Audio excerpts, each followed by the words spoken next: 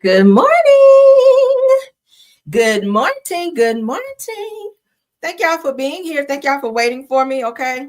I was trying to multitask this morning. I've been on calls. I've been trying to get my show ready. Like, yo, damn, I feel like I'm tired already. Trying to get all this stuff done so that you guys can get this good tea this morning.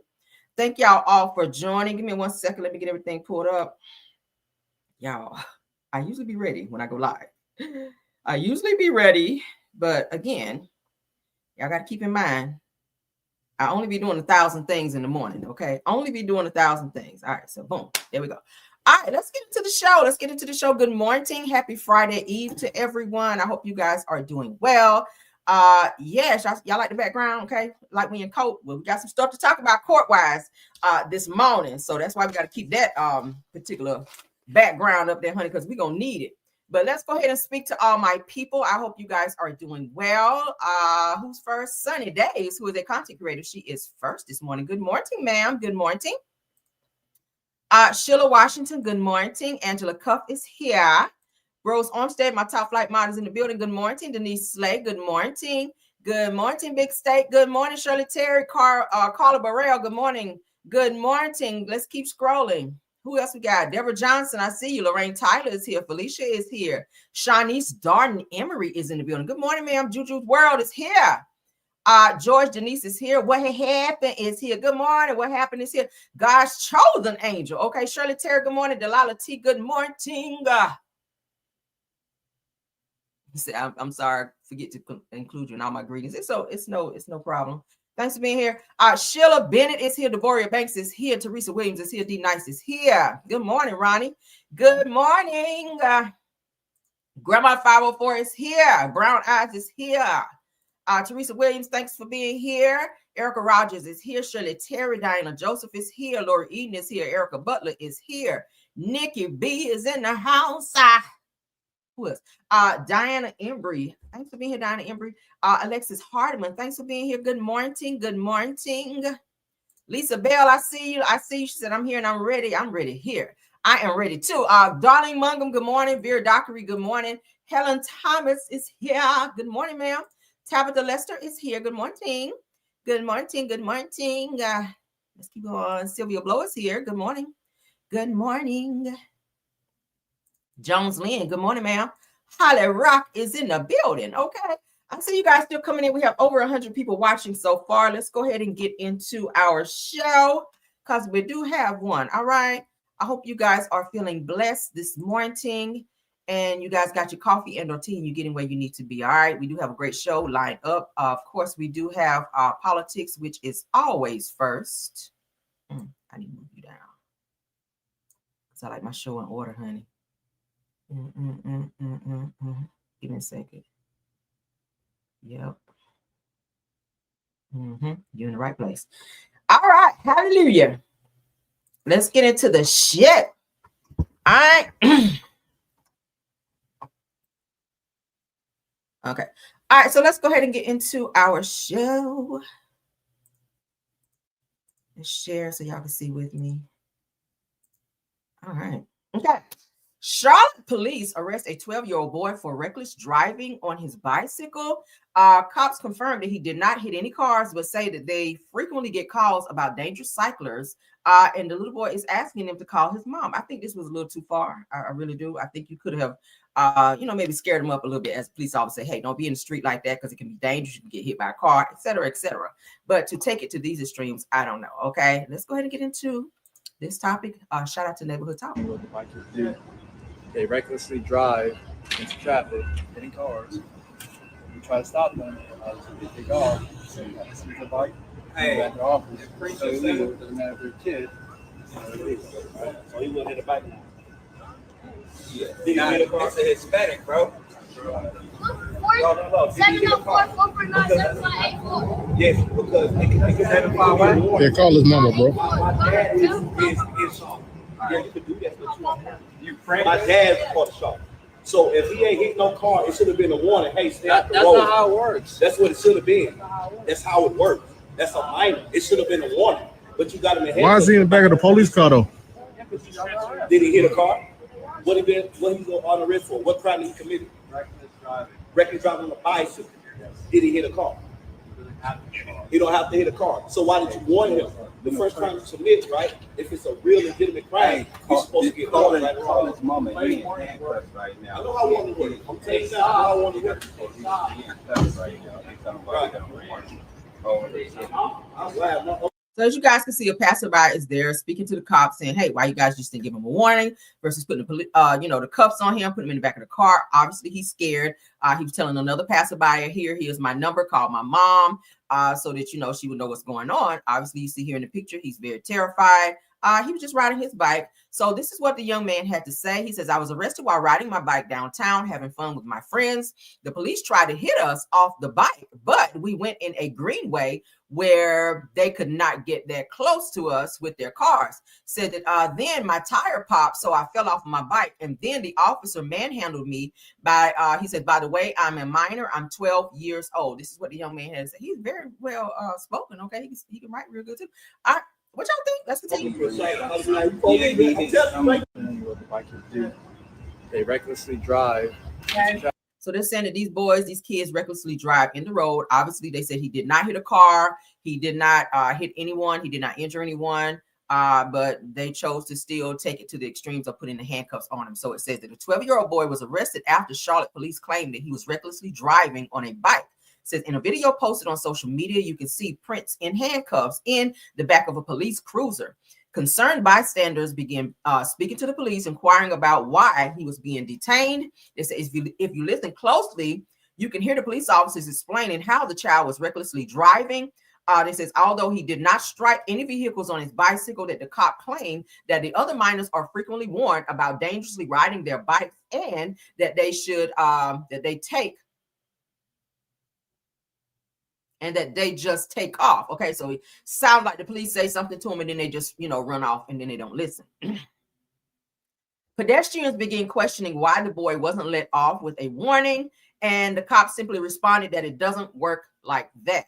All right, so Prince started his own crowdfunding campaign, which is the young boy, and so far he's raised $27 and the $1,200 that he requested. It says that in the bio of the campaign that he elaborates on what happened, says claiming that he was just having fun with his friends and stating that the officer actually tried to knock him off of his bike, arresting him. Said that he says that his tire popped, resulting in him falling off of his bike and getting manhandled by the police. So what do you guys think? Do y'all think that this was excessive force as related to this 12-year-old by the Charlotte Police Department? Or do you think they could have given him a warning, called his parent and say, "Hey, this is a problem with your son. Please make sure that your child is not riding in the street and being dangerously or recklessly driving or riding his bike to prevent any accidents or future accidents." Okay, because the weather is still nice. Kids are still out riding their bikes, which is a source of exercise.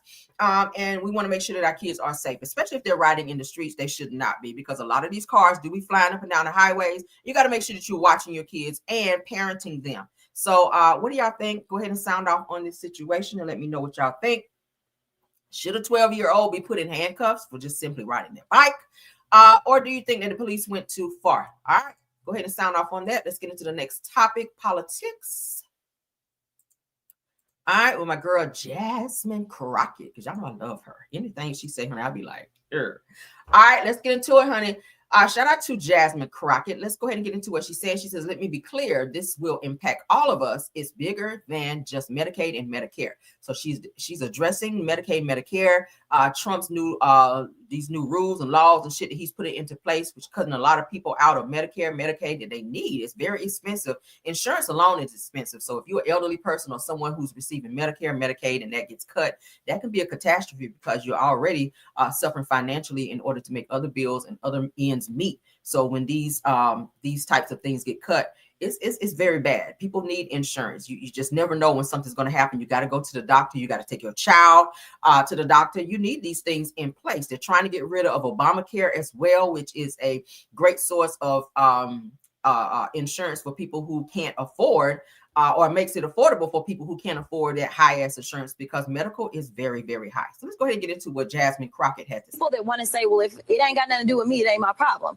If it ain't Medicaid or Medicare and I'm not on it, then it's not my problem. It is your problem, because you may not have that specialist to go to. You may not have that hospital to go to, or the cost for you to go to that hospital or that doctor is going to go up simply because now there's not as much money coming in to pay to make sure that the lights stay on at that hospital. And that's what we've got to do, is make sure that everybody knows that this impacts every single one of us. There are people that want to say, well, if it ain't got nothing to do with me, it ain't my problem. If it ain't Medicaid or Medicare and I'm not on it, then it's not my problem. It is your problem, because you may not have that specialist to go to. You may not have that hospital to go to, or the cost for you to go to that hospital or that doctor is going to go up simply because now there's not as much money coming in to pay to make sure that the lights stay on at that hospital. And that's what we've got to do, is make sure that everybody knows that this impacts every single one of us. There are people. All right, so as you guys also know, there is getting ready to be this mass laying off, okay, of federal employees. I think in 1 to 2 days, they were just saying here.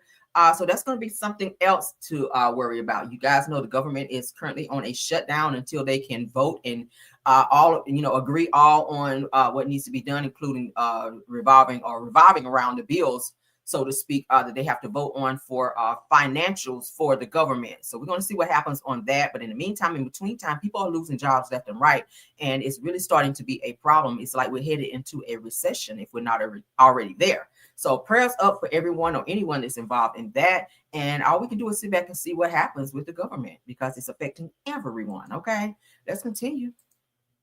In the middle of tariffs being raised as well. Let's talk about that. Okay. Tariffs are being raised. So anytime that happens, everyone gets affected. Let's move along. All right. According to Neighborhood Talk, it says the deadly listeria outbreak, possibly connected to pasta meals from Trader Joe's and Walmart, leave 4 people unalive and at least 20 people infected. Okay. Y'all better cut back on all these microwavable meals, and these especially the ones with the pasta meals. Okay, if you shop at Trader Joe's and you're buying any of these, you may want to lay off until they figure out what the hell is going on with this. Okay, as well as Walmart. If you're buying any of those Dinty Moore meals, those Michelina meals, and all these other meals that have the pasta and all of that, cut back on that for a little while until they figure this shit out. Let's go ahead and get into what it has to say. We're warning folks to throw away certain ready-to-eat pasta meals that were sold at Trader Joe's and Walmart and may be linked to a deadly listeria outbreak. The recall includes market-side linguine with beef meatballs and marinara sauce, and Trader Joe's Cajun-style blackened chicken breast fettuccine Alfredo. The CDC says the outbreak has killed 4 people and sickened 20 others, including here in the Carolinas. Those are warning folks to. Y'all hear that? I'll be honest with you. If you're making a pasta meal, that shit do not take long. I just made shrimp Alfredo the other day. It does not take that long. It just takes you, taking time out of your busy day and stand your ass in front of that stove and make it, versus going out here and buying these microwavable meals, which all that microwavable stuff is not good for you anyway. It's high as hell in salt and everything else that you're not supposed to have in your body. Start cooking. People need to get back to cooking. Everybody want to just find something quick to make. And I know a lot of people are busy. Sometimes you just have time to just grab something to keep going. Those of you that take lunch to work, a lot of times it's easier for you to grab a microwavable meal because you only get a certain amount of time for lunch, sometimes 30 minutes, sometimes 45 minutes. And you want something that's very, very quick. We need to get back into cooking so that you know what's in your food. A lot of these additives and things being added to your food, people doing things to your food. I saw the other day something with, with Starbucks. And what was it? Chick-fil-A. Let me pull it up right quick on my phone. These things are being added to your food, and you wonder why later on down the line you have things like cancer and all these other things that you can't get rid of, or that you have to treat because of what they're putting in our food. Now you got to get back to cooking. I don't mind cooking. I like to cook, especially when I have the time to do so.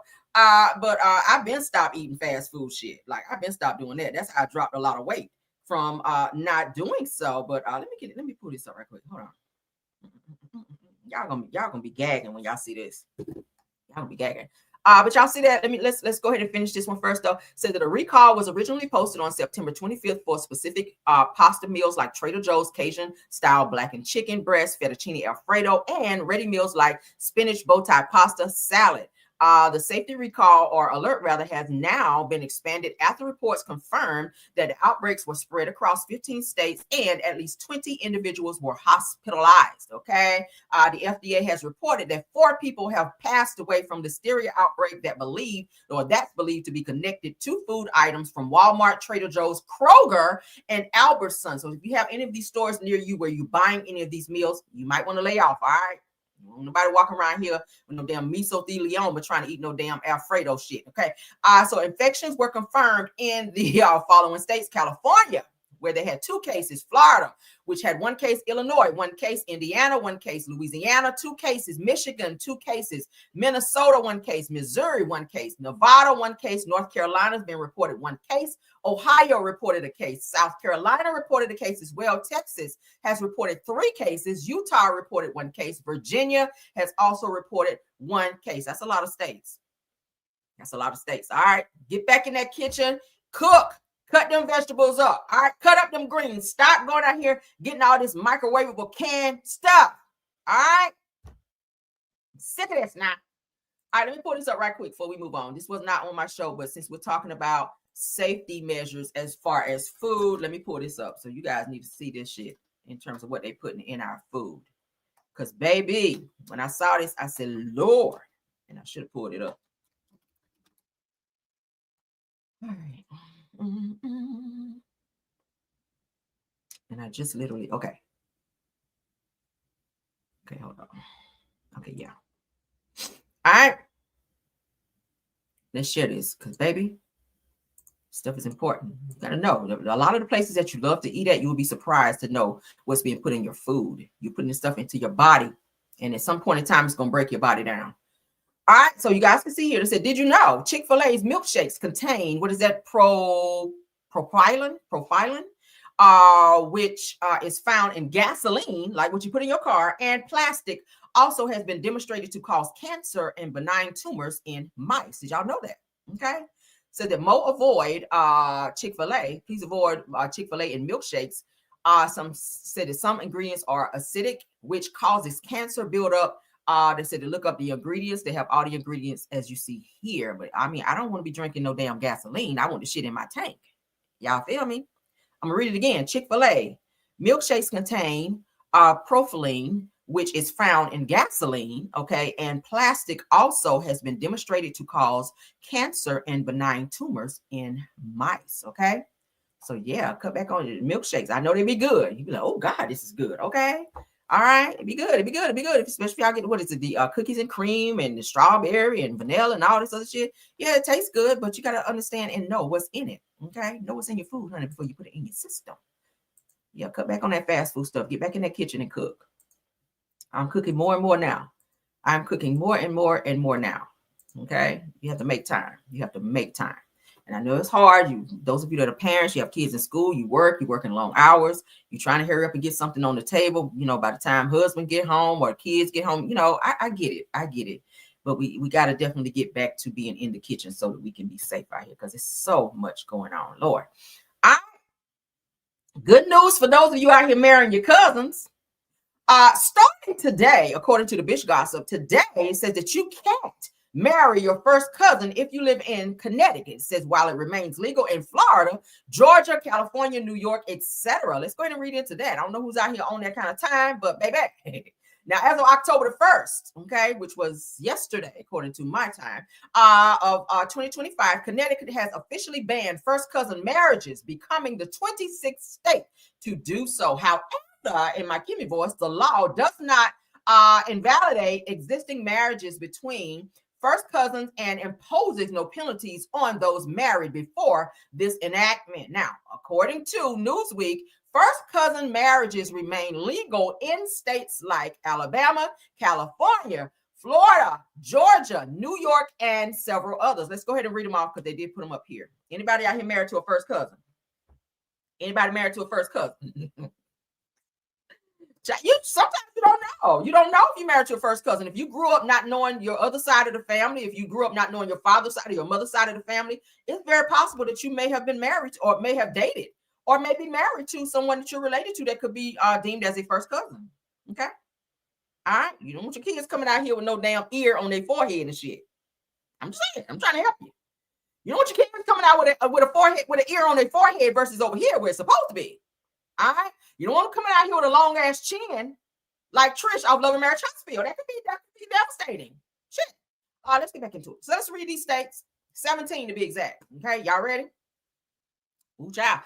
So first cousin marriages remain completely legal in these states, these 17 states: Alabama, California, Colorado, Florida, Georgia, Maryland, Massachusetts, New Jersey, New Mexico, New York, North Carolina, Rhode Island, South Carolina, Tennessee, Vermont, and Virginia.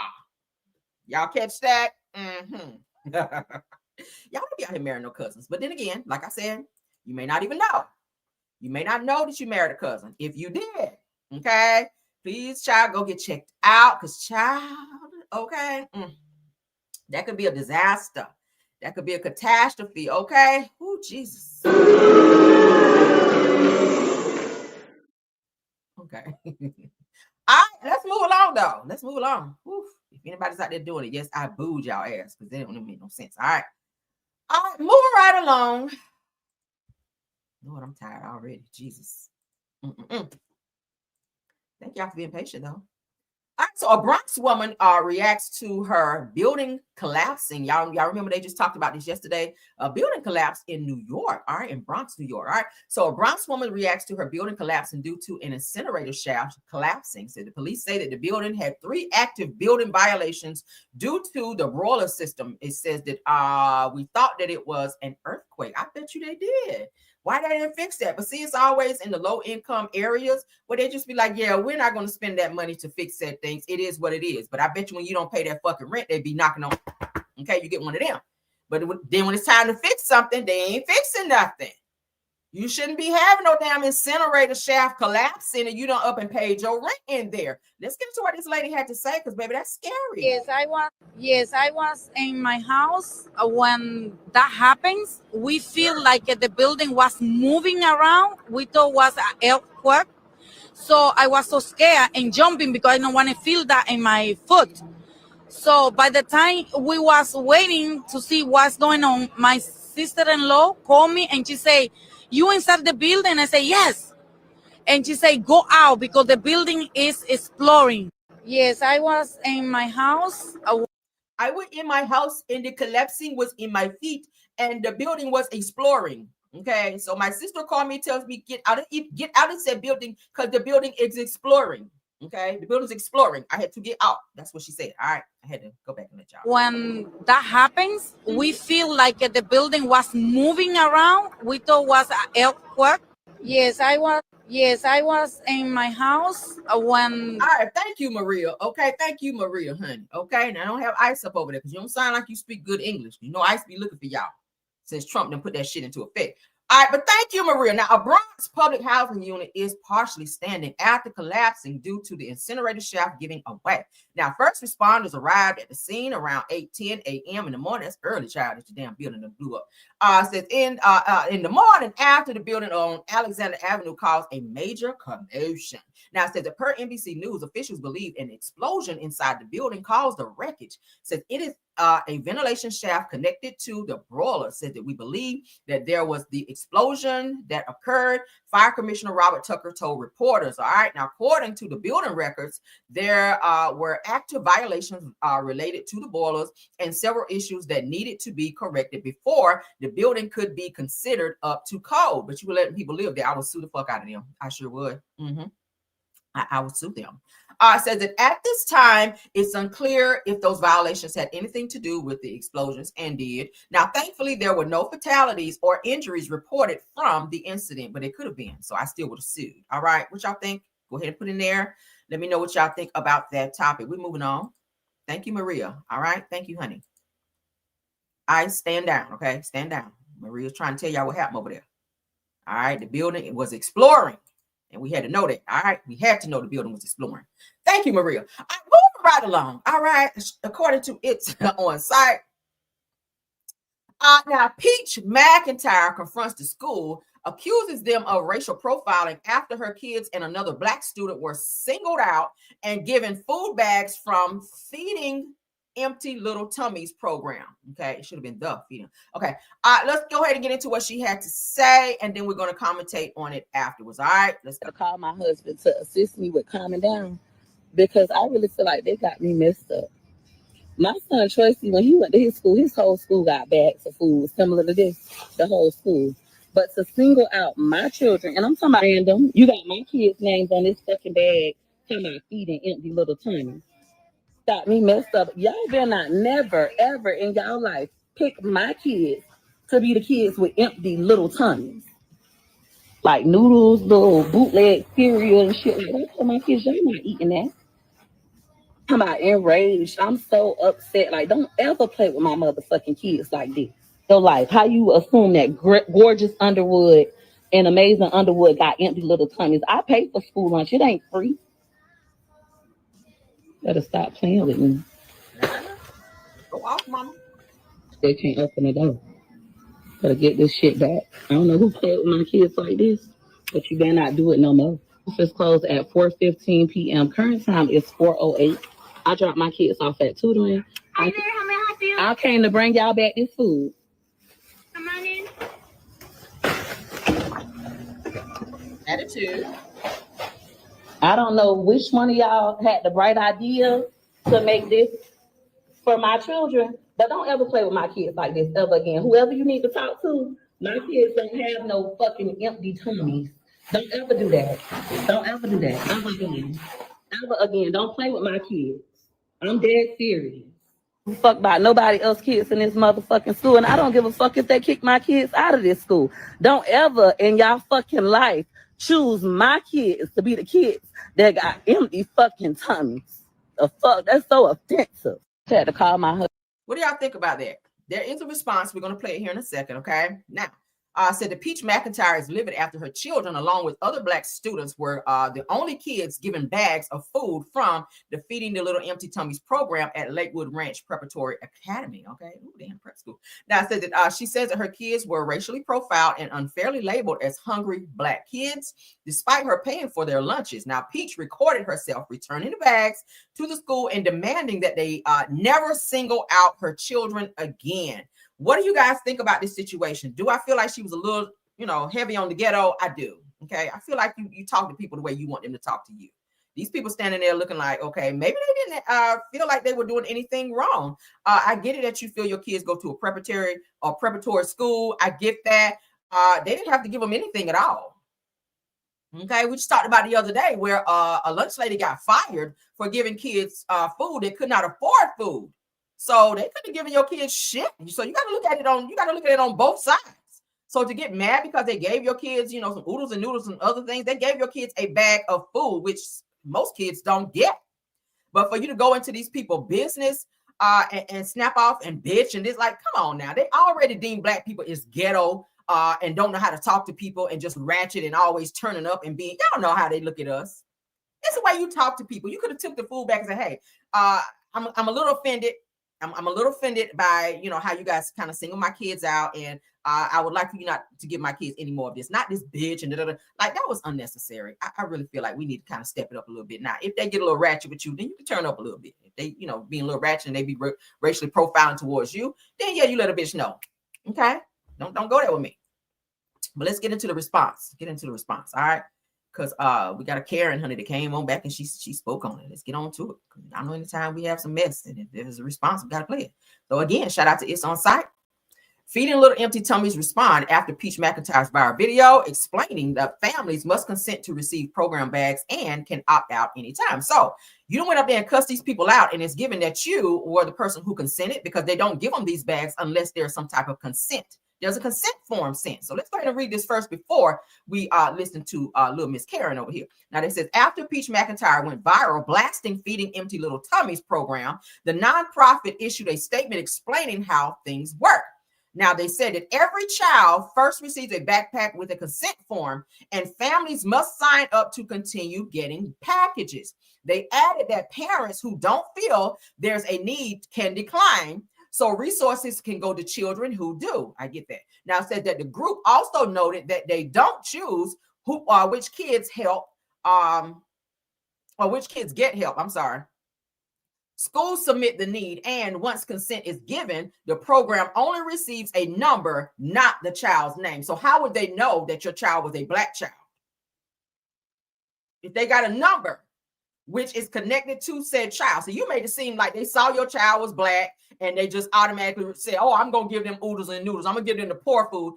According to what they're saying here, how would they know that your child was a Black child to racially profile your child? It's given that you were putting 20 on 10 here, sis. Okay, you don't want to cuss these people out for why.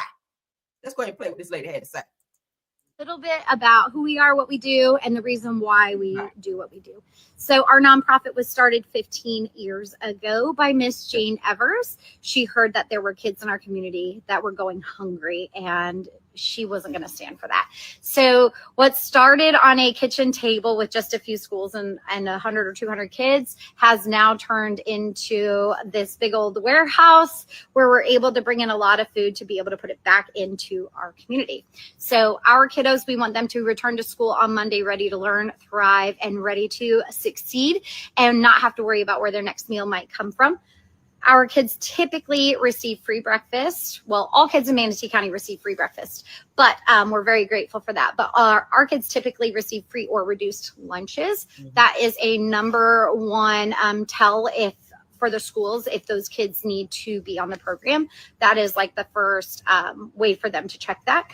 And as far as we go, we do not pick our kids. These kids numbers are given to us, and we provide those bags for the schools.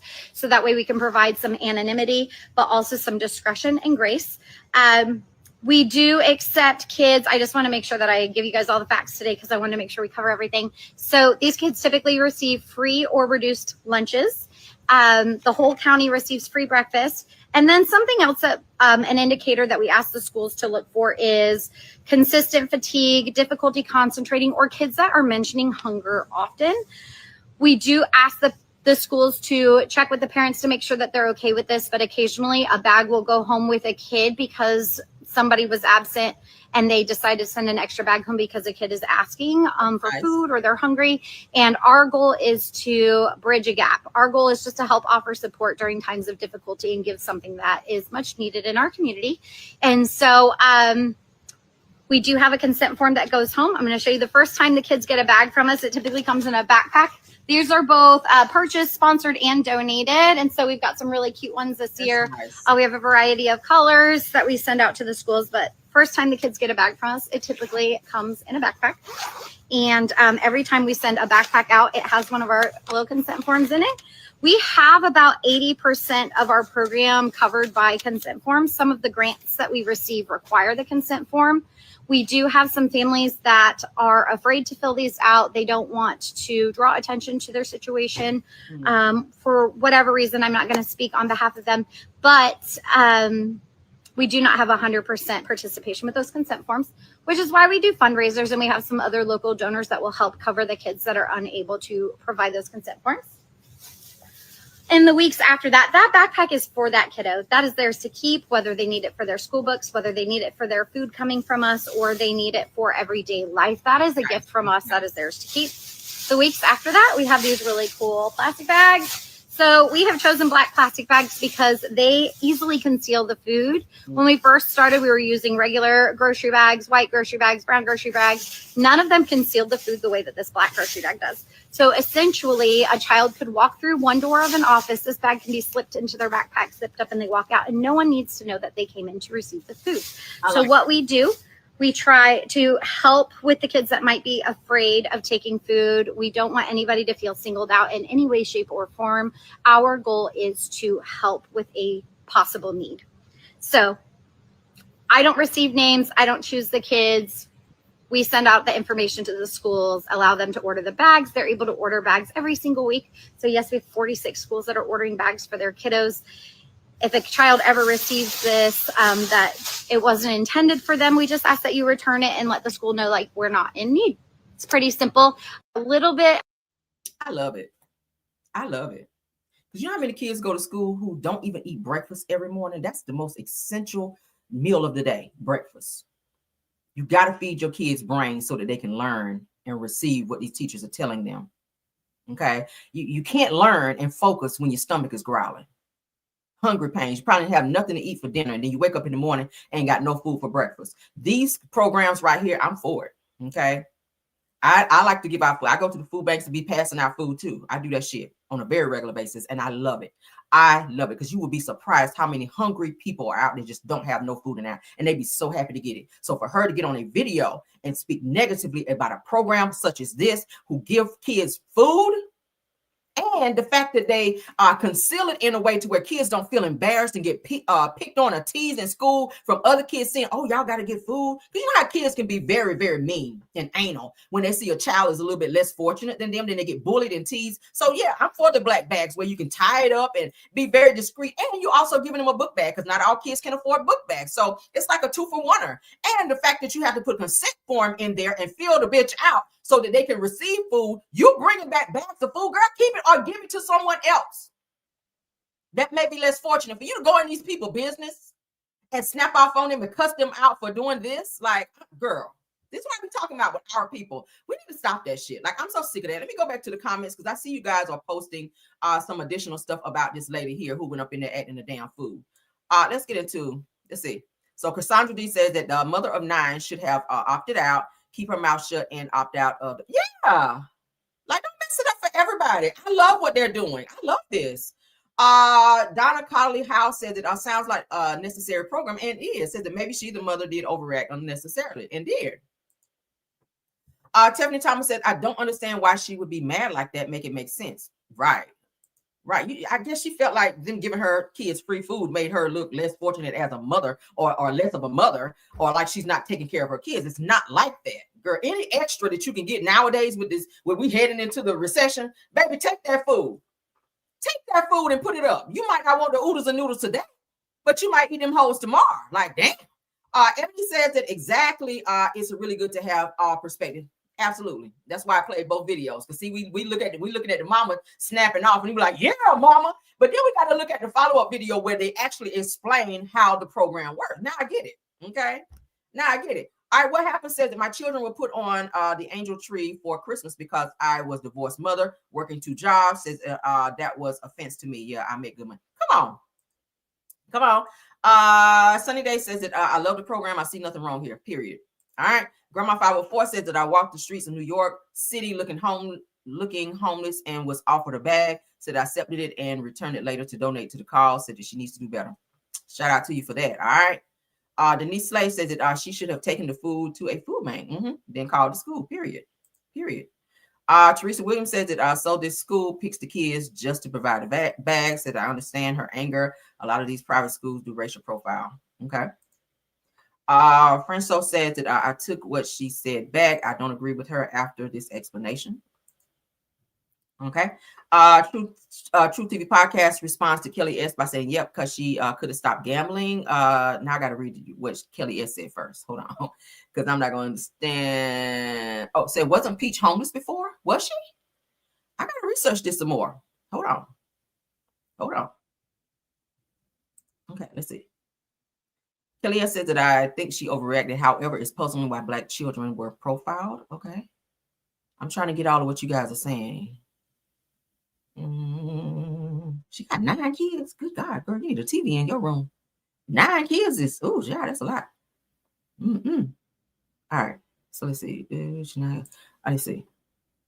Said Ebony, yes, she has 9 kids with her cheating husband named Wood. Ooh, come on, Wood. Said that she just had twin boys a few months ago that made 9. Oh my goodness.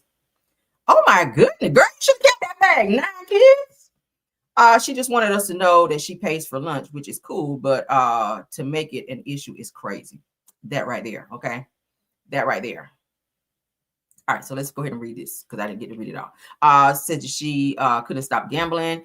She claimed that she doesn't gamble anymore. Said I ain't got to lie.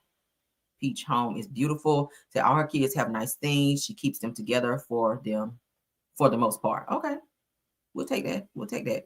I feel like she was a little aggressive in her tone though. Like don't pop out a messenger. These people out here trying to help kids who are less fortunate. I'm trying to tell you, it's a lot of kids that go to school with no food. So this is a great program. I ain't even going to talk negative about that at all. All right. And if anybody out there, if you live in those areas where they do offer this program for your school, go ahead and sign up for it so that you can get the necessary help you need. Don't be embarrassed. That's what it's there for. A lot of people, pride, honey, pride will have you outside. I said all the time, pride will have you outside. Okay, shit. You better get on whatever type of assistance you can if you need it before they cut it out.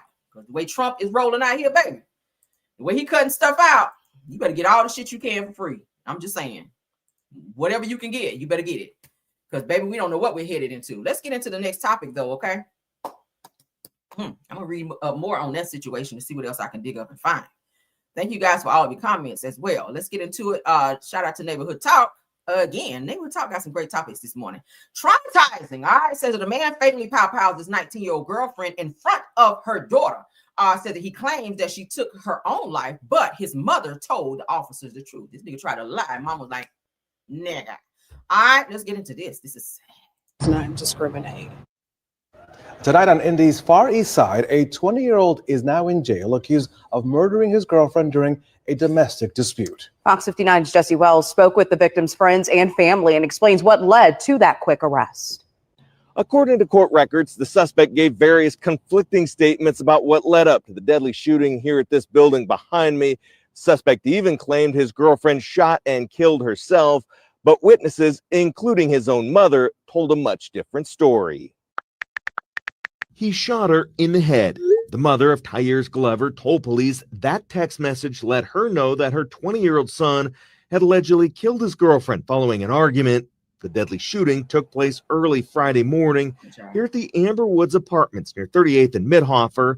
19-year-old Lanaya Anderson, who was shot right in front of her young daughter, was rushed to the hospital but died a short time later. It's heartbreaking. We don't want another tragedy like this in our city. Daniette Smith with Indy Champions says the fatal shooting hit close to home because Daniette and her daughter are friends with the victim's family. I hear my own daughter's friends crying, saying how they tried to help. They wanted to get her out. Like, that is devastating as a mother. According to this affidavit, Glover's mother told police the accused killer suffers from mental health problems and had repeatedly threatened violence against others, including telling his own mom he would kill her. Because October is National Domestic Violence Awareness Month, Daniette hopes the homicide serves as a reminder to watch for signs of domestic abuse among friends and family and speak up before it's too late. We have to understand that having that education and awareness on what domestic violence look like, what those red flags look like, can ultimately save a life. The shooting marked the 8th homicide at the Amber Woods apartment since 2020. That makes it the deadliest apartment complex in Indianapolis over that time. Finally, the suspect is set to make his initial court hearing on Tuesday. In the meantime, he is being held without bond at the Marion County Jail. Jesse Wells, Fox. Does not discriminate. He need to be on medication as well, because it sounds like he may have some hallucinations, some schizophrenia going on there in the midst of some other things mentally. All right. So hopefully in jail, prison, wherever the hell he's going, that they can put him on the necessary medication so he don't be snapping off on people up in there.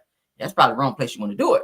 But hopefully, you know, because a lot of times Black people, and I say it all the time, there's nothing wrong with counseling, therapy, none of that. Go to the doctor if you feel like something is wrong and get the necessary help you need. It's going to save you from going to prison, child. It's going to save you from you doing some crazy shit to somebody and your ass wind up in prison. Okay. If you got some anger issues, go and get some anger management so that you can figure out why you're so angry. Because sometimes you snap off and you go a little bit too far. You threaten somebody, or you put your hands on somebody the wrong way, or you unalive somebody. That in one moment can destroy your entire life. And the fact that these two here, my mind keep going back to the Kurt and Rashida situation with their son, where he stepped in because T Hood, y'all remember that situation with T Hood putting his hands on Kurt and Rashida's Kurt's daughter, and now he's unalive because someone took his life for a DV situation. We got to start talking to our children about this.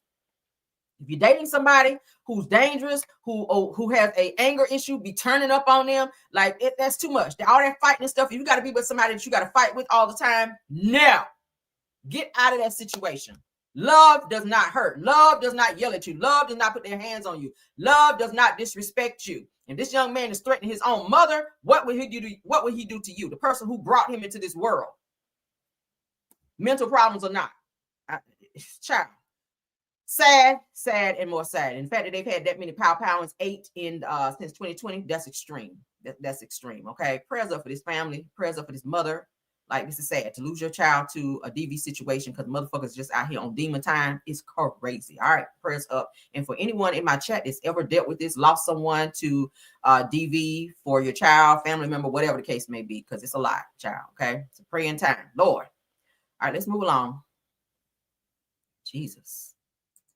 All right, so didn't I tell y'all the other day when I covered this with Brittany Renner that she was going to ask for more money? I must be psychic. I'm going to have to see child. I might be the next Cleo. I might be the next Miss Cleo. Calling me now, because I told y'all the other day. Didn't I tell y'all that Brittany Renner, when it was deemed that her baby daddy, okay, PJ Washington, where the courts updated that she would be getting $5,500 a month, that she was going to go and ask for more money. And she did. She went right on down there and asked her. Now she says, according to Neighborhood Talk, I need more money. Now, Brittany Renner reportedly wants $35K a month in child support from PJ Washington, opposed to the $5,500 that she's currently receiving. She says, I'm struggling to make ends meet. I cannot provide a life anywhere similar to that of his father. Your $5,500 is good. You better take that. See, most of the time when you be acting greedy and you go back and petition the courts after they give you that type of, you might get less than that now. All right. Now, we do know that child support is based on what the person makes. He did just get a new contract where he was getting more money. So maybe she's looking at it that way, to where she's going and signing up for more or asking for more money. Sometimes it could be it could be a bad reverse effect on your ass where you get less money, like I was just saying. But he did just sign a $90 million contract deal with the Dallas Mavericks. So let's go ahead and read up on that a little bit. Because, baby, this is them. Y'all remember the video we shared where they were fighting and carrying on? All right, but it says that just yesterday, it was revealed that Brittany Renner was receiving $5,500 a month in support from her NBA player baby daddy, PJ Washington. Says, well, now Brittany has reportedly filed new legal documents asking the judge to grant her at least $35,000 a month. That's a huge jump. Now, recently, PJ Washington signed with a $90 million deal with the Dallas Mavericks. Brittany says that the time of the original payment schedule, he wasn't making as much, and they both lived in North Carolina. Says that now she stays in LA, and the $5,500 a month is not cutting it anymore. Well, the price of living in LA is higher than North Carolina. That I do understand. Says that she says that she's unable to provide the lifestyle of her son or for her son that PJ would. So the judge needs to up the payments. $35K is a lot of money. Shit. Girl, you ain't even have to work no job. You're getting that amount. All right. Says that PJ Washington is exercising less than half of the visitation time he is entitled to. Says so now, since the primary parent for the son says that she's struggling to make ends meet. She says, I cannot provide our son a life anywhere similar to that of his father. Well, you're not a basketball player, then you would not. If you got $90 million and you don't, of course he's going to have a better lifestyle going with his father. Said she also claims that PJ is living the lavish life with his wife, Alisa. She says that they're living in luxury while she and her son are struggling. She says that they have multiple luxury vehicles, constantly post their designer shopping clothes, and boast about luxury vacations. She said that they also constantly post their children wearing designer clothes. Renner wrote, said that in contrast, I live in a humble Airbnb rental in West Hills and shop for our son's clothes at Target. Target, what's wrong with Target? Ain't shit wrong with Target. Target got some cute clothes. But yeah.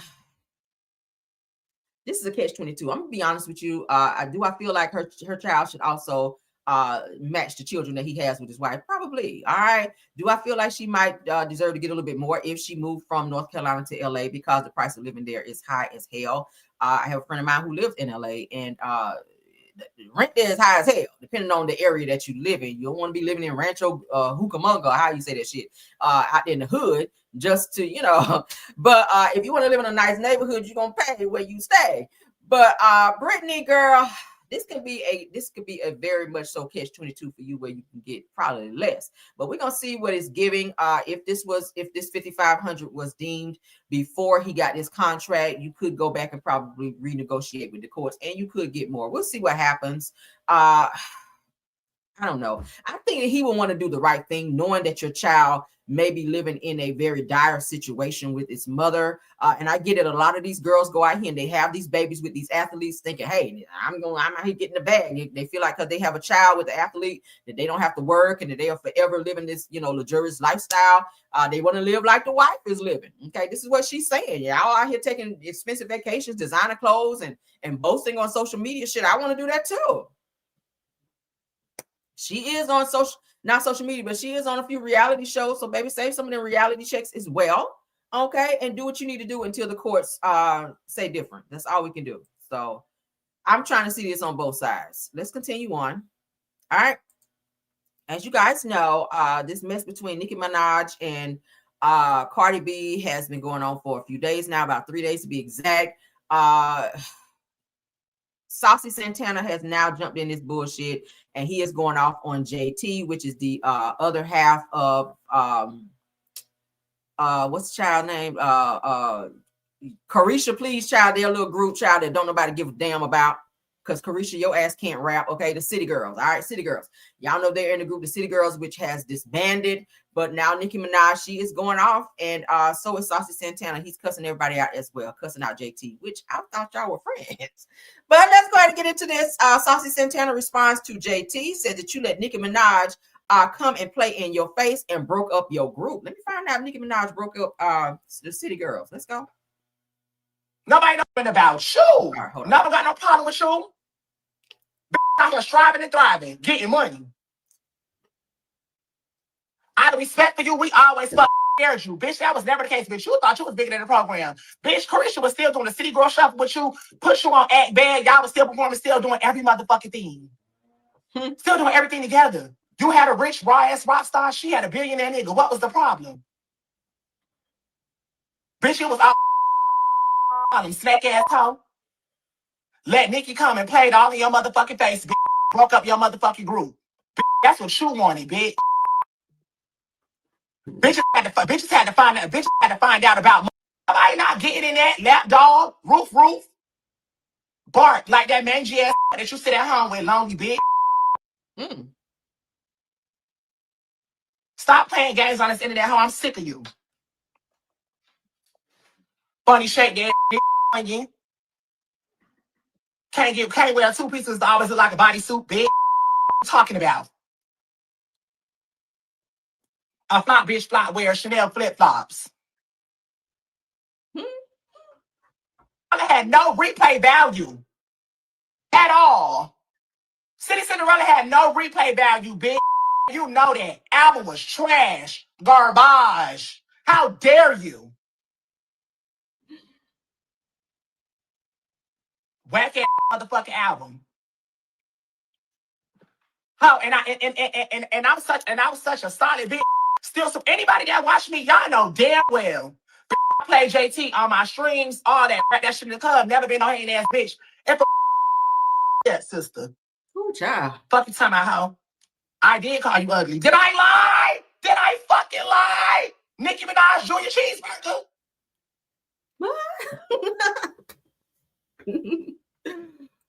Yo. Why is everybody fighting so much? The industry is just doing the most. So now Saucy Santana, who just got out of the hospital, okay, looking like his ass just swallowed a damn bird, is out here snapping off on damn JT from the City Girls, okay? I was really hoping that this Cardi and Nicki beef would just die down, but everybody just keep attaching themselves and keep jumping in the middle of this, and I'm just really over this bullshit. But y'all know, as a content creator, we have to cover all bases, and unfortunately, we had to cover it because this is hot, trending news right now. So damn. Let's get them off my screen. Oh, child. Oh, Jesus. Another person who inserted is Tasha K. I'm like, girl, ain't you on a whole payment plan with Cardi? You should stage your ass up out of this too. All right. You could have pulled your beak up out of this damn information as well. Shit. I'm sick of them. Where my belt at? Damn. Downstairs. Shit. All right. Numb your whole ranking code these hoes. Shit. All right, so Tasha K, according to Ball Alert, Tasha K claims that she sent Nicki Minaj proof of witchcraft attacks, accusing the Breakfast Club of orchestrating a takedown. Lord. Okay, let's get into this, y'all. Look at her smiling like, yes, I'm with the shits because you stay in it, girl. You do. All right, so let's get into Tasha K. Lord God. She do like she swallowed a damn bird. All right, let's get into it. So when she said Jess, she means Jess Hilarious. All right. So she said Jess. When I thought that Jess Hilarious was starting to actually become somewhat funny, says sis, play your part. Continue to crack jokes on your nappy hair and insecurities as Black women and ex-mistress, now turned wife. Said the Breakfast Club was the main platform, partnered with Michael Kaiser of Atlantic Records, orchestrating a direct Nicki Minaj takedown campaign for years with CTH Devil, all because she wouldn't work with them. Said that they used witchcraft and told deliberate lies that you know nothing about. Now, the real history said that this is what happens when has been reputable legacy media hires. That don't make no sense. Social media comedians to report the news. Said it automatically becomes a conversation that's surface level and based or biased rather, like co-hosts. Said to leave it to the real commentators such as myself and countless others to state the facts. Because she yelling right there. Said that you share a 5-minute segment with Widehead LaRosa, not Widehead. Said that while a real estate scammer turned federal witness and ex-drink drugger collect the real money. Oh my God, that was a read down. Child. Hold on, y'all. All right, I had to put that in there. Said, I sent Nicki Minaj proof of text messages ordering $1,000 of witchcraft on her career and personal life in the DR. Says after it was done, her brother went to jail. Dad was unalive and she was blackballed. And Kenny's relationship with his 16-year-old girlfriend that he was wrongfully accused of R-wording surfaced. Oh my. Said that there is a statement from the victim admitting that she lied on Kenny. Says Nicki knows who did it. Ask her. Said the receipts we legit. Oh, receipts we legit. Said that we report the real news. Hashtag Wino Gang for life. We stand for the truth. All right. So Life Standard then says that if that worked, then you won't be around. Not you won't be around. So Tasha K then responds by saying, my people African. I'm good. Saved by the Holy Ghost. Not the Holy Ghost, girl. Keep playing with the Lord. So Tasha K then says, don't make me reopen Nicki brother's case. Hashtag pure extortion. Says from the mammy of that child. Says that I've covered countless cases on actual victims, and I was a victim myself as a child. Says that I know a coached victim when I see one, but when kids are involved and coerced, a jury will believe anything. Says, as I said, witchcraft was done in the DR, and Nicki Minaj's whole family went the down. Said that that's her brother, and she got rid of him. Oh my God, as she the F should. Yo. So this person here named Destiny, not from Love and Marriage Huntsville, of course, said that they found Nicki Minaj's brother semen in her underwear. Explain that. Oh my God. So Tasha says that it was planted. Child. So as you guys can see, they said Tasha K has sparked a firestorm on Twitter after claiming that she personally sent Nicki Minaj proof that people spent thousands of dollars on witchcraft to sabotage the rapper's career and personal life. Let me find out Tasha got connections like that. Girl. All right, said that the YouTuber says that she has text messages documenting the payments, which she alleges were tied to a campaign carried out by industry insiders and amplified by the Breakfast Club. Girl, let me find out. Oh, Macaulay Culkin. Oh, girl. Says that in the post, Tasha K alleged that the Breakfast Club partnered with Atlanta Records executives Michael Kaiser and Charlamagne the God to orchestrate a year-long takedown of Nicki Minaj. So is this why we ain't heard from her in quite some time? Is this why she coming back starting shit with Cardi B when her album is double platinum now? Girl, let me find out. And girl, her album about to come out, Nicki's album about to come out, child, and what she say, early 2026, and it's gonna be triple cardboard, girl, I bet you. Now, it said that she specifically called out the co-host Jess Hilarious, saying that she has no business weighing in on Nicki Minaj's career and accusing her of fueling biased narratives. Now, according to Tasha K, the alleged witchcraft was done in the Dominican Republic and coincided with a series of hardships for Nicki Minaj's family, like we just told you guys about the brother being in prison, the daddy being unalive, and everything else, child. And Nicki Minaj's husband being in jail and getting in trouble with this R-wording situation. All right, my Lord, girl, what kind of witchcraft is that? Okay, I I ain't into that. Okay. I ain't into no damn witchcraft at all. Leave me out of that. Said that she doubled down by stating that she gave Nicki Minaj the receipts to prove her claims, insisting that she and her followers report real news. Shit.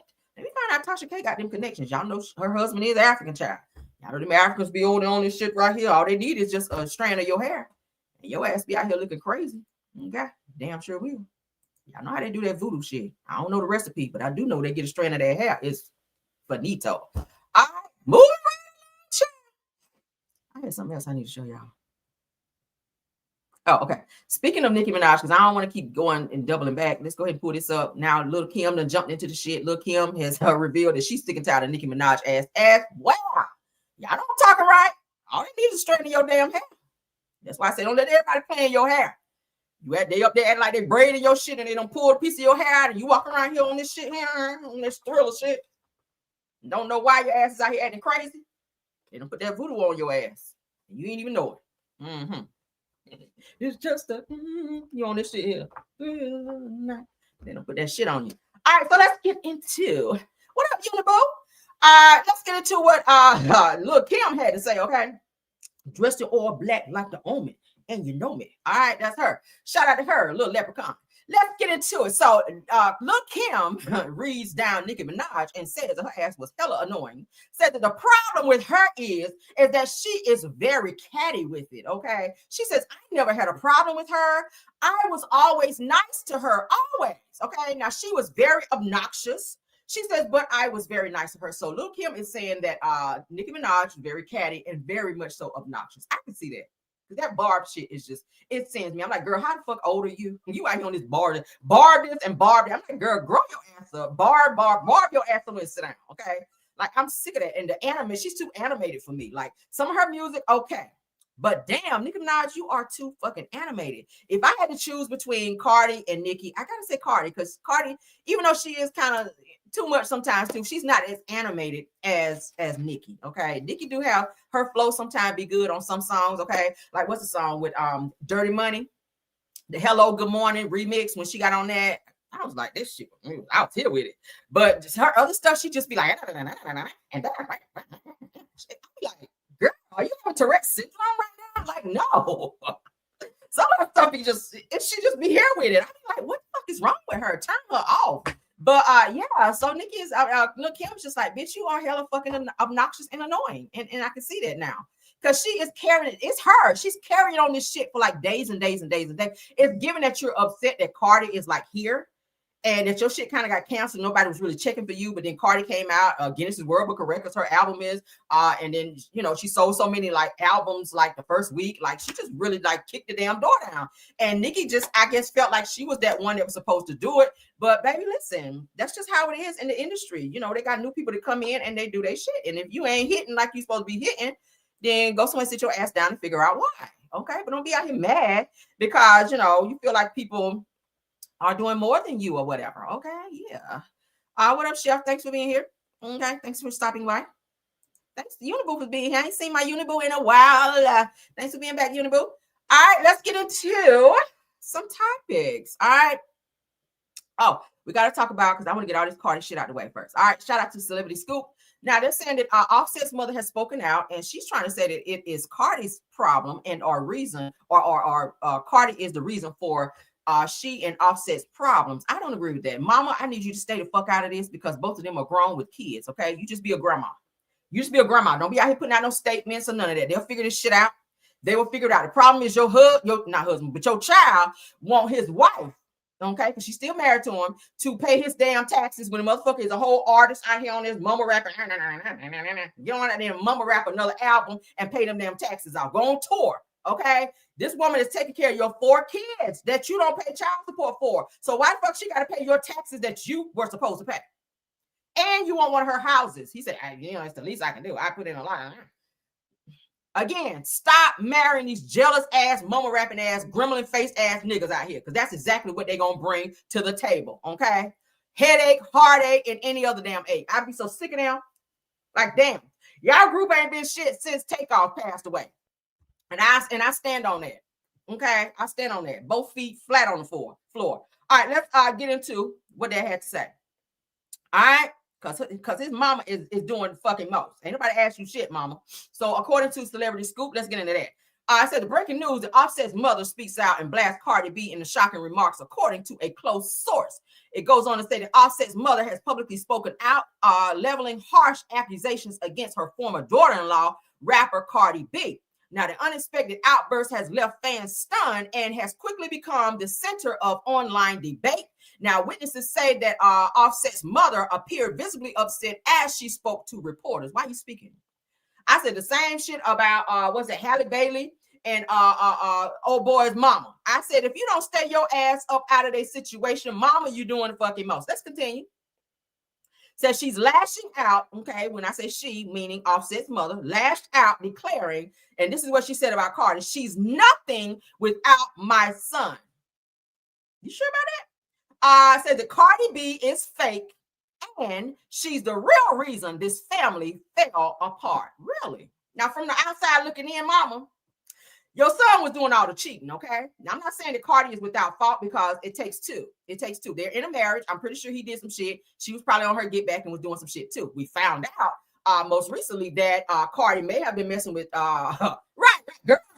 We found out most recently that that Cardi may have been messing with Stefan Diggs around the time that their youngest daughter, named Blossom, was born. Okay, because at one point he was trying to say, "Well, I don't think that Blossom is mine." Nigga, shut up. That is your baby.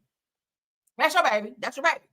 All right. But again, mama, I need you to stay out of this because you're gonna always, and you should, as a mother, take up for your son. But with all due respect, he's grown. Let them figure it out. They need to get a divorce. He need to stop this shit and go ahead and file the divorce papers and move the fuck on. Like, she should not be responsible for his taxes if she's taking care of the children without child support. You have 4 children. 4 children with her? 3? You gotta pay child support. I'm sorry. Now, they had a makeup baby. Y'all know how that shit be when y'all break up. Y'all on this shit and y'all get back together. That's when you making that good love, honey. And you done made a baby. So if you could not stop cheating, she went back to you with the hopes that you guys could fix your family and stay together. But you continue to show the same signs of being a fuck nigga. So if she decides she don't want to be with your ass no more, get your ass on somewhere and get some help. I will not be paying your taxes. Fuck that. No, I'm not paying your taxes. I ain't paying you nothing but no attention. That's the only fucking thing you're going to get from me. The only thing I'm paying you is no attention. Look for it in the mail. Moving right along. Okay. Child. These niggas out here, let me tell you something. You a man. Go out here and go on the road, honey, and pay your bills. That's what you can do. Moving along. Let me get into my next topic. Oh, let's get this one up. Okay. Because Miss Robbie, honey, Miss Robbie has some things to say. Y'all know her son is locked up for a long, long time. I think he got 2 life sentences. She's spoken out. Let's get in Miss Robbie, honey. Let's get in Miss Robbie news. Okay. Let's get Miss Robbie news. All right, so Miss Robbie, let's get into that.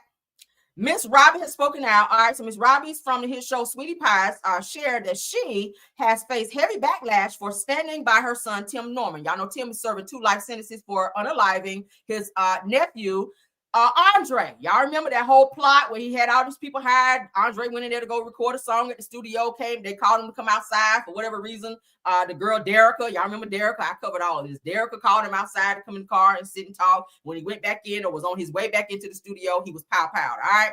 Tim was behind all of that. He also had some life insurance policies he was trying to collect, which he did not. Miss Robbie's house was also broken into, and they were trying to pin it on Andre, but I feel like, and I still stand on it, I feel like it was Tim. I really do, and I feel like they tried to put it on him. But anyway, so let's continue. This says she's facing heavy backlash for standing by her son, Tim Norman, during his unaliving for hire case. Said she explained that no matter what the world says, that's her child. That part I get because I'm a mom, okay?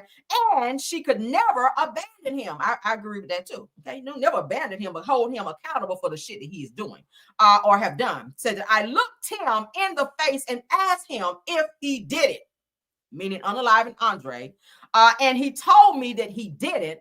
And he said, adding that she is standing by her son's innocence because he is all that she has left. I get that. Now, they said that Tim's father as well was unalived and pow-powed in the head as he sat outside in a car and somebody walked up to him while he was just sitting outside in the same area that Andre was unalived and boom, pow-powed him in the head, okay? Very sad situation. So Ms. Robbie admitted that the last few years has been some of the most challenging in her life, from having to close all of her Sweetie Pie's locations to battling financial struggles. Because y'all know she was making a bag. She was making a bag off of her Sweetie Pies. I used to watch the show Welcome to Sweetie Pies. If y'all didn't see that long line that was wrapped around the building to go in and get her food, which they said was high as fuck. I saw a lot of reviews, but they said that her food is pretty good, but the prices for her food is very, very high. Okay, she was cussing out all her employees too. Now let's continue.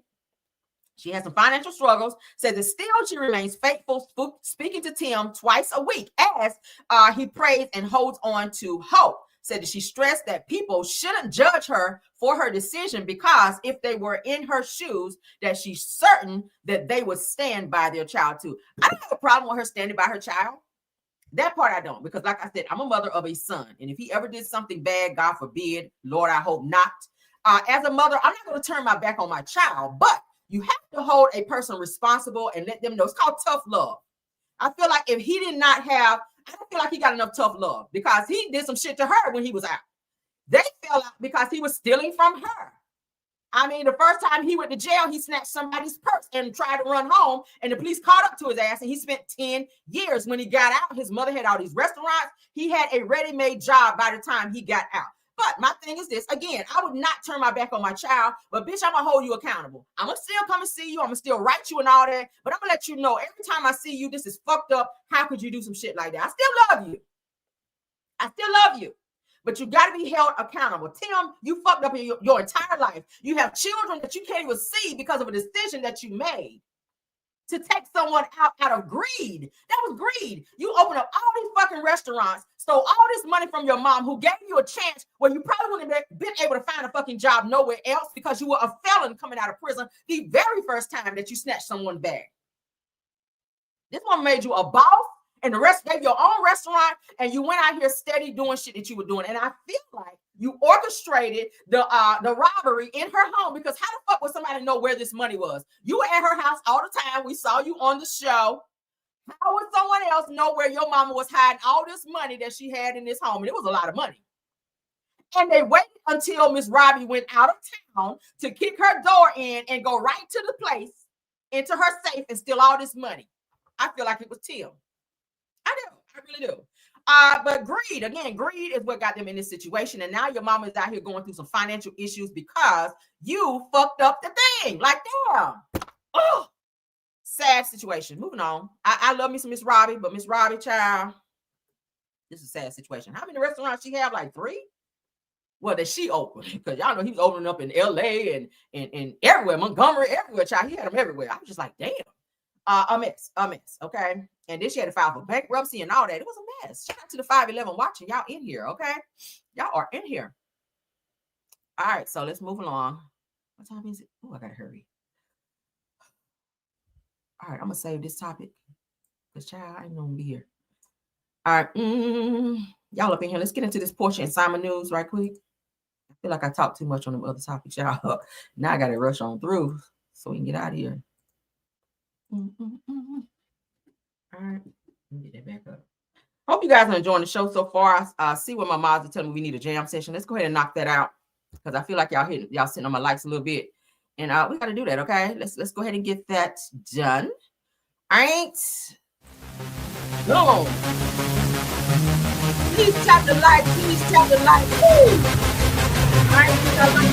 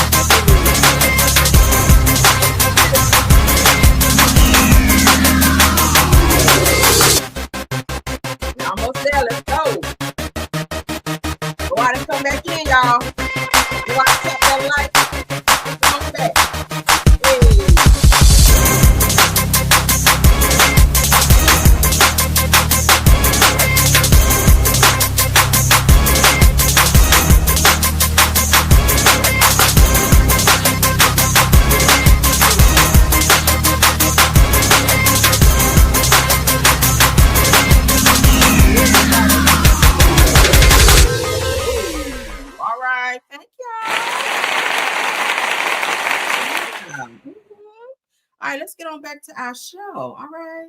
Shout out to It's On Site, honey. Okay.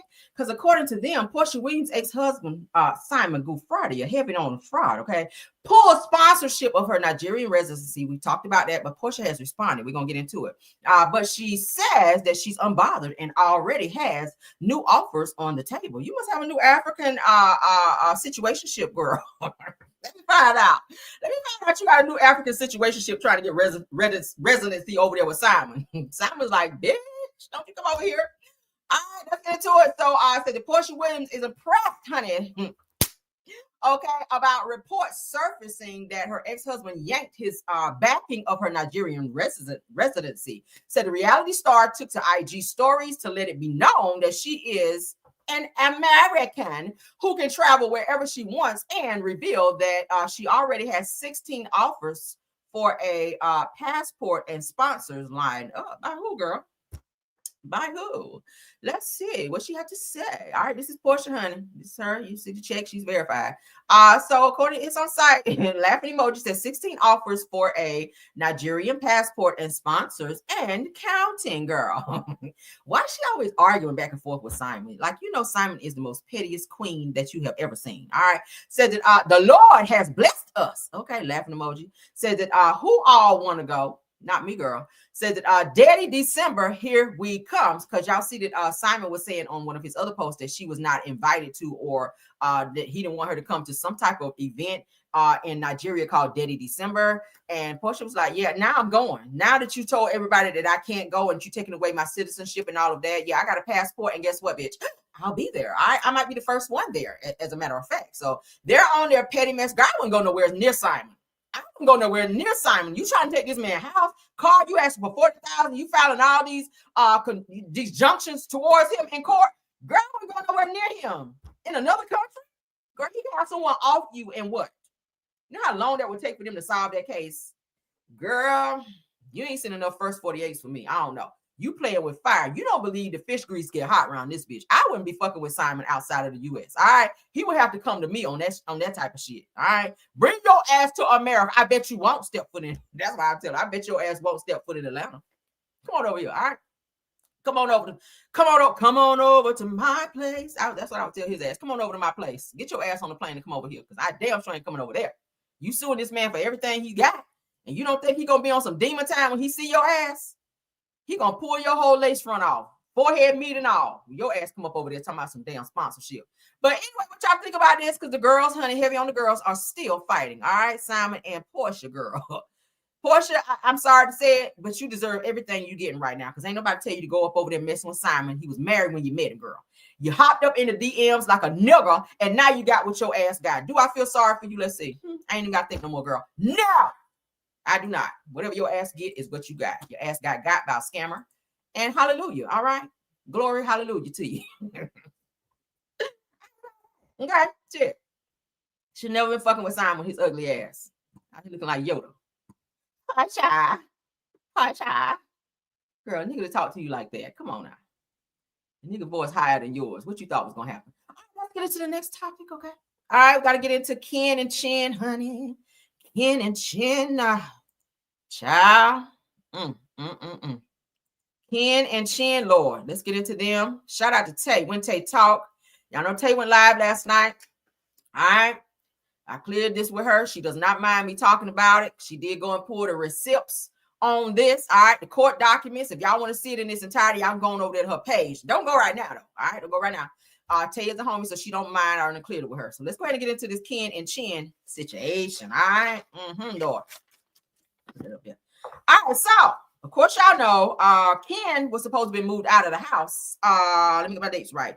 By August the 25th. Of 2025, which is what the courts ordered after there was a divorce trial for Marquez and Trish. So they are officially divorced as of now from Love and Marriage Huntsville. For those of you watching for the very first time and you don't know who we're talking about, Ken and Chin, I call it Chin, honey. Ken and Trisha from Love and Marriage Huntsville, they are in this huge mess because Ken was supposed to move out as ordered by the courts on August the 25th of 2025 after the divorce was finalized for Trish and Marquez. All right, he chose not to do so. So now Marquez has gone down to the courts, child, and filed a complaint, if you will. We're gonna go ahead and get into that.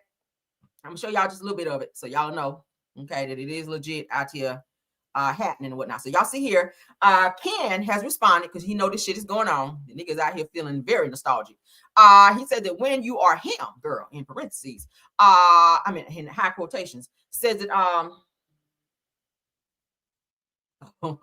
said that people will go to any extent to try to trick you out of your spot. Apply even more pressure. I hope you don't apply no more pressure because now you're being held in contempt for not doing what the judge told your ass to do, and somebody about to go to jail behind this shit. Is it worth it? My God. Just move out already. Just move out. You ain't got no more baby mamas out there that you gonna move into? Move in with? I mean, damn, Ken.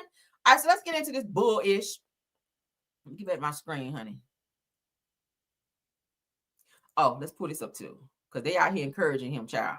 In the comments, oh, you look like someone's woman in that damn shirt. Y'all know the pick-me's being there. Another person right here, and this one kind of caught my interest. It says that stay with your girl. Those so-called friends are haters. You are the best. All right. So y'all know that Marquez went and filed a contempt order against Trish because she is the plaintiff in this situation because she did not put Ken out. Ken is still up in the house, and Marquez, he been on demon time. He's been in Huntsville, kind of sitting back, watching and recording this shit. All right, yes, he has. So let's go ahead and get into it. Let me pull up this information. Let's take this down because I need two of these. Y'all can see. Again, shout out to we don't need you no more. You get out of here too, and you can get out of here too. All right, so let me go ahead and pull up these little documents. Okay, so let's pull up this first one. I'll just read it just a little bit. If y'all want to see it all in its entirety, y'all can go on over to Wednesday Talk. That's her watermark, and that's why I put it on there so we know where it came from. All right, so as you guys can see, in the Circuit Court, Madison County, plaintiff, which is Marquez A. Burnett. Y'all can see the case number here, DD24-407, in case y'all want to go pull it up on the docket. The defendant, which is Latricia Rita, she has changed her name from Burnett back to Rita's now that they are divorced. Motion 2 for contempt, filed in the office on September the 15th of 2025, by the judge, clerk of court, We don't care. So this is what he writes. All right, I ain't gonna read it all, just enough for y'all to know that some shit is popping off. All right, somebody about to go to jail for a long time. All right. All right, booty brownies on deck, baby, because y'all just out here doing the fucking most. So what it says here is, and this is what Marquez wrote to the judge, a motion for contempt against Trish. Here you go. He says, I would like to file a motion for contempt against Latricia Reedus in regards to divorce order, case number. Then he gives the case number. Section 6 of the divorce order states that the mother is to have no live-in romantic interest in the home with her and the minor child. Y'all already have a minor daughter together, okay? Unless she is married to the individual. It also states that offender must move immediately by 5 p.m. on August 25th of 2025. Her live-in boyfriend, Kenneth Lee, okay? He wrote that out. Let's move the banner so y'all can see it. Y'all see here, living boyfriend Kenneth Lee. All right, and it then just goes on where he's petitioning the courts to let them know, hey, I got proof that the nigga still staying there. Y'all told him to get out, so yes, bitch, I'm snitching. Because they had, y'all remember what? I want to say about 2 weeks ago, they had a back and forth on social media. I covered it here where Ken was saying some shit, and Trish jumped in and said her little smart shit because you know she always jump in when the two of them arguing. And Marquez was responding, was like, okay, yeah, bet. He was on that. So now it looks like he's going to file something with the court. So let's go ahead and get into it. Now I'm gonna leave that up. Let me put my banner back up because, baby, we got to stay covered because this is some legal shit. All right, so y'all see that? Y'all see that? So now that the courts have been petitioned there, let's go ahead and put up the other one. Let's put up the other one again. Shout out to Tay. She said she don't mind. She said she don't mind. All right, so you guys can see here an order of service and return. There's all the information. That's the case number again that we just read to you guys, DR24-407. In the case in the Circuit Court of Madison, Alabama, Latricia Reedus Burnett versus Marquez. Y'all can see that. It's an order setting the contempt hearing. So they have a contempt hearing coming up. All right, so I'm gonna leave that up while I read the notes that I took, so that you guys would better know what's going on. Let me get back here, okay? All right, so let's get into it, Lord. All right, so again, shout out to Tay. When Tay talk, okay? Now, Trish is the plaintiff. Marquez is the defendant. Now, they're saying that this went down. Of course, you guys can see Madison County Court. Judge Deborah Kaiser is the judge in this situation. This was filed on 9/15 of 2025. Now, Marquez filed a motion for contempt against Trish and Ken for not following the order of the court for Ken to move out, which is dated 8/25/25, okay, of Trish's house with his kids, okay? I knew he was going to stay on his ass. Now Ken was supposed to be out again, like I said, 8/25/25 by 5 p.m. that day. He has yet to move.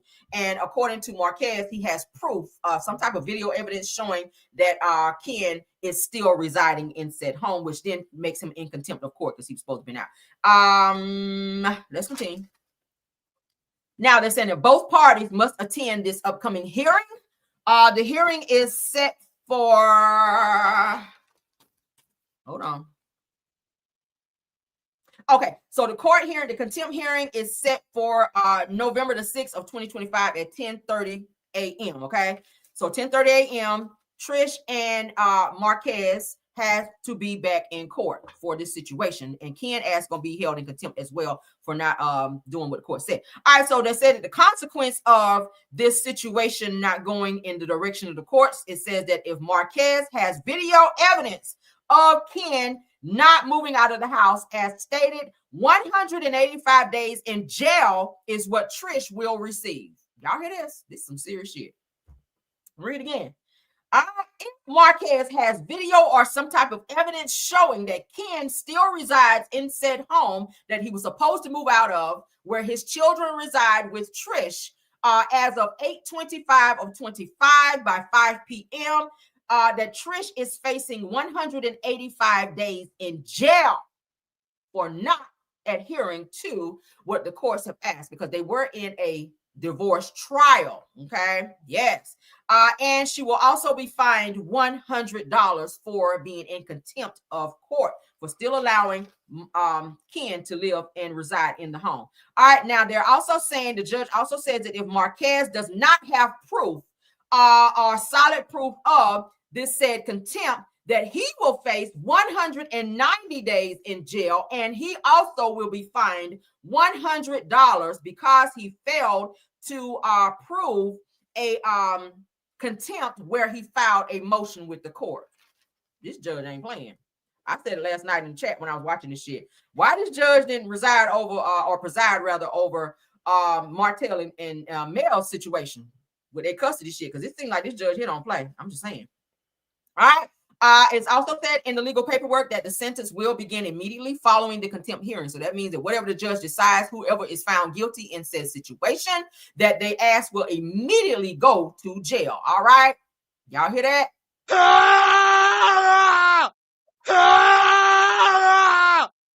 That's what you're going to hear, honey, when they put you in that cell up in there. All right. Booty brownies on deck, baby. Also, they said that Trish or Marquez, like I said, they will be facing jail time if Ken has not moved out. What y'all think about this? The divorce trial for Ken and Trish, like I said, they were warned that the courts will enforce the order if they did not follow the order. All right. So what y'all think? What y'all think? Also, they said that if Trish and Ken, Ken, Marquez, if they do not appear in court, that a search warrant will be put out on them, and 30 days in jail will also be ordered in addition to. What do y'all think about this? Again, if you guys want to see the video in its entirety with all the court documents, because Tay did read them, y'all can go over to her channel. All right. That is the letter that Marquez, the contempt motion that he filed, where he wrote out why he is asking for contempt against Trish. She is facing, if Marquez has proof that Ken did not move out on 8/25 of 2025 by 5 p.m., that jail time is going to be faced. All right. Trish is facing 185 days in jail and $100 fine. What y'all think about that? Let me go to some of these comments. What y'all think about it? Lies More Lies said, so another face posted on that post. What are y'all talking about? Oh, the sound effects. Did they go another storyline? Well, baby, I don't know how your storyline gonna be if you go to jail, but y'all know they don't come back. Also, Love and Marriage Huntsville don't come back until November, I think 15, 16, somewhere in there, like mid-November. So their show is not coming back until mid-November. So they'll be back in court on the 11th, according to what this says. The 6th. November the 6th of 2025 at 10:30 a.m. They're set to be back in court. All right. So yeah. So somebody ass gonna be bent over and all the things of the things. Yeah, it's gonna be that. And I'm gonna be yeah, I told y'all. Okay? Yeah, girl, I'll come back.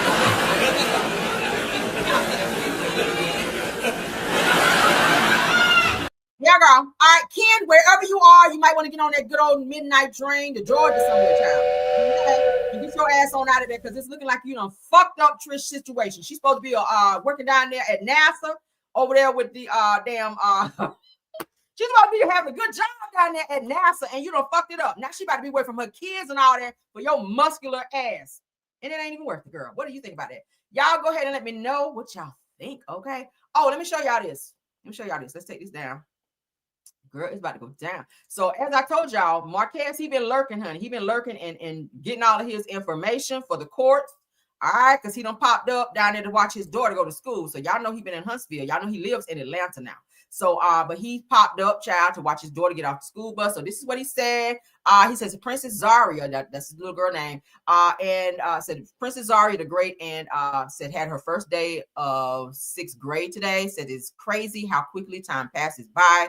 She was just in daycare. Says my beautiful daughter is growing up on me. She looks just like him too. Said that I'm so proud of her. I had to catch her after school getting off the bus because I guess now you cannot walk your kids inside the school when they're in middle school. Says it all in all, says that she says that it was a good day but boring. He says I love you, baby girl. May your middle school years be filled with joy, fun, and memory. So he is popping up a lot in Huntsville, and he's there for his daughter. So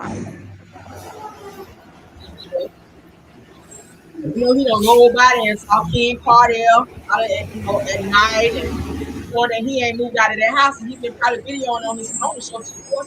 He did go down there and file that motion of contempt on their ass.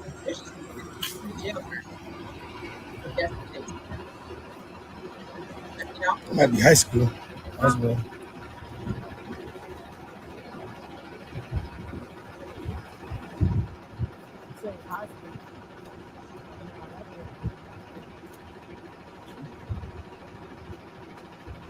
Look, this might be Y'all like stop filming people in the private side.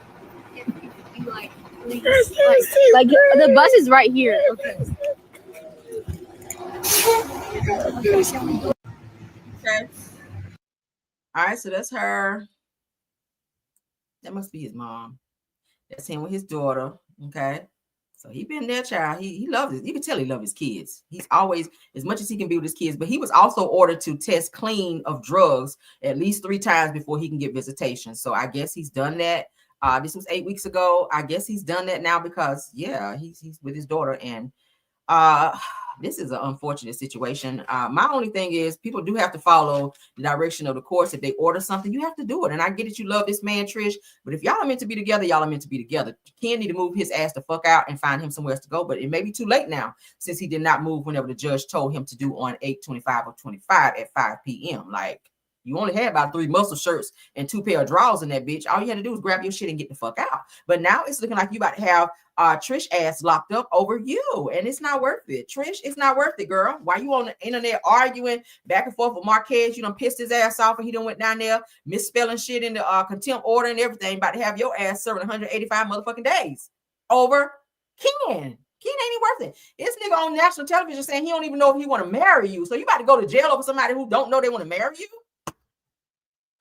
Y'all, I don't know what to say. She's cute, ain't she? She's so pretty. She looks just like Marquez.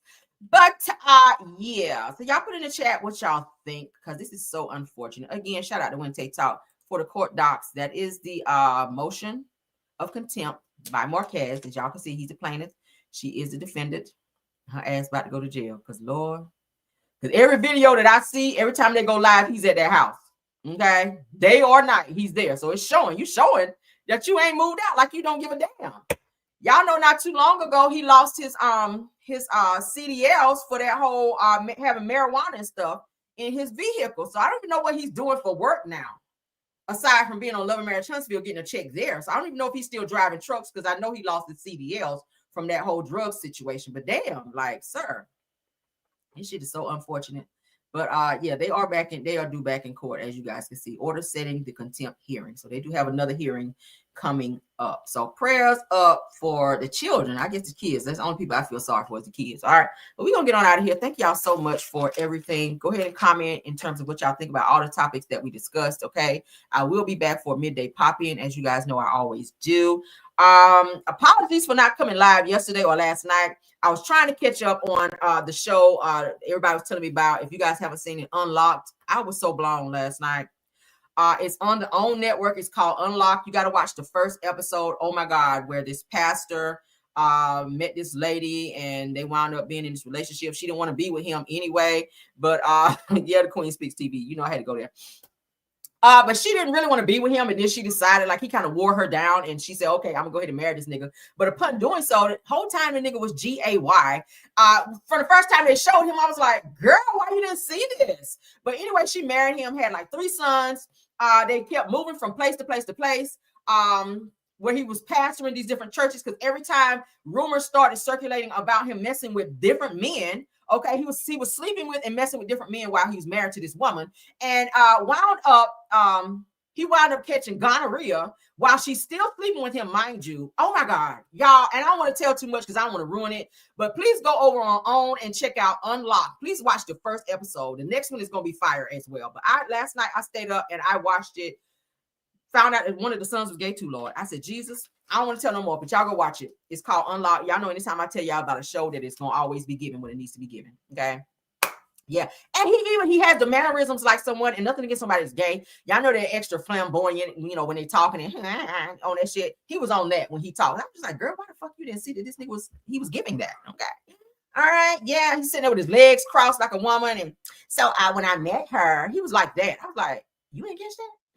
But it's called Unlocked, and it's on the OWN network. So you gotta watch. It's the first episode, okay? The first episode of is Unlocked on OWN, okay?